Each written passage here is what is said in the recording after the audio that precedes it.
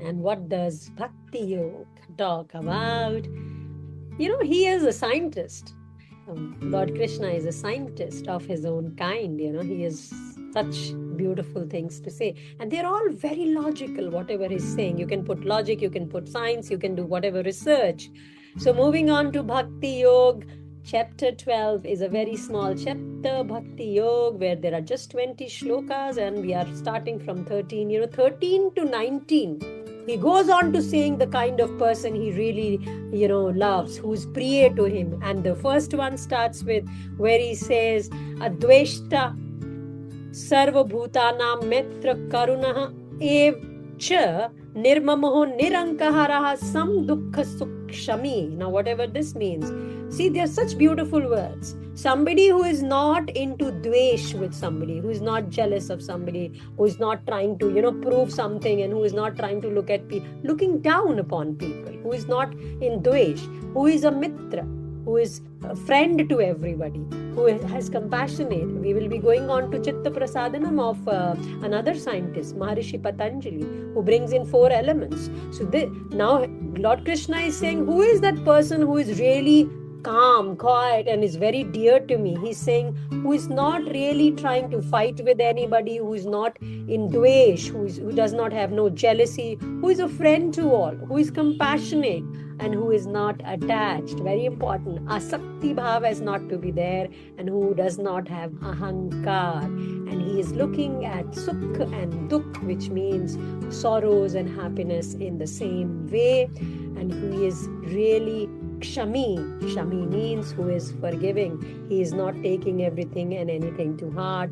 Then he also goes on to saying, Santushtaha satatam yogi yatatmaha drid nischai may arpitaha manobuddhi yo madbhaktaha sa me priyaha, means who is santusht, who is satisfied, who is Sanyami, who has control, who is Drid Nishchay, willpower is strong, and who is in complete surrender to God. When you talk about Man and Buddhi, surrender to God, that is a pure form. We are talking about that. When your Man and Buddhi are in coordination and you are saying, okay, I'm doing my best, now let God look at it.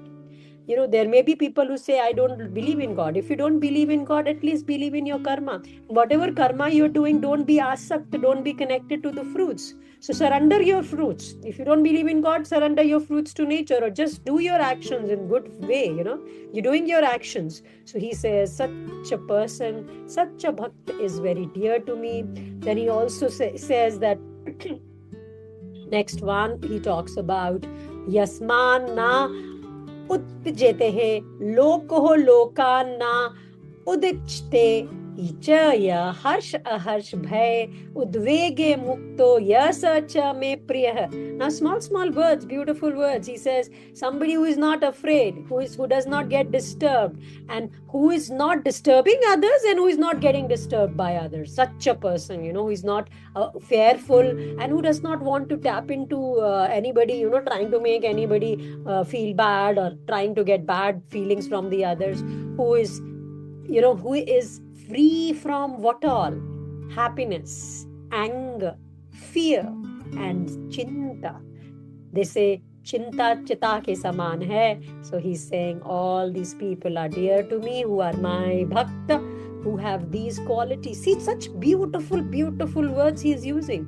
If you use these, you become Stitta Pragya. He keeps using the word Stitta Pragya. Stitta Pragya means you're absolutely calm in all situations. You look at everything in the same manner. So from whom the world is not disturbed, and who is not disturbed by the world, who is free from joy, anger, fear, and anxiety. Such a person is dear to me. Such beautiful words. He has given everything to you. Now, this is what you have to become if you really want to have a very happy, fulfilling life. If you're ready, good. You will definitely be dear to God, because even if you don't believe in God, whatever powers are there, or whatever, you yourself will start feeling good about yourself, because you will not react. You will not really be doing anything wrong to make others wrong, or you will not let anything to make you feel wrong.